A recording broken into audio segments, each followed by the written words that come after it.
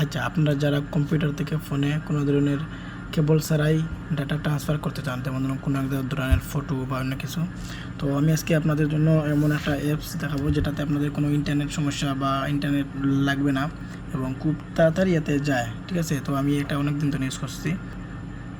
আপনি সেখান থেকে খুব সহজেই সেটা ট্রান্সফার করতে পারবেন। এখানে সেন্ড ফাইলে ক্লিক করলেই আপনি যে কোনো একটা ফাইল বা পিকচার দিয়ে দিলেই সেটা আপনার ফোনে অটোমেটিকলি চলে যাবে। ঠিক আছে, তো এটা আপনারা কোথায় পাবেন? আপনারা ক্রোমে সার্চ দিবেন ব্লিপ।